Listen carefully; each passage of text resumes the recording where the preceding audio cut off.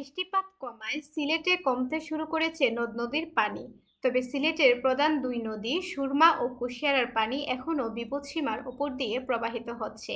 উজান থেকে নিচের দিকে পানি নামতে শুরু করায় সিলেট সিটি কর্পোরেশন সহ কয়েকটি উপজেলার নিম্নাঞ্চল নতুন করে প্লাবিত হচ্ছে। এতে বাড়ছে পানিবন্দী মানুষের সংখ্যা।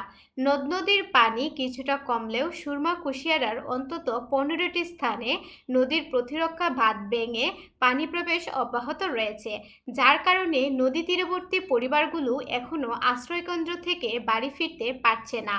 বন্যা পরিস্থিতি নিয়ে সিলেটের জেলা প্রশাসক শেখ রাসেল হাসান জানান, উজান থেকে ভাটির দিকে পানি নামতে শুরু করায় সিলেট সিটি কর্পোরেশন সদর, গোপালগঞ্জ ও বিয়ানীবাজার উপজেলার নিম্নাঞ্চল প্লাবিত হচ্ছে। পানিবন্দী পরিবারগুলোকে আশ্রয়কেন্দ্রে স্থানান্তরের কার্যক্রম এখনও অব্যাহত রয়েছে। এছাড়া বন্যার্তদের স্বাস্থ্যসেবা প্রদানের জন্য ইউনিয়ন ভিত্তিক মেডিকেল টিম গঠন করে দেওয়া হয়েছে।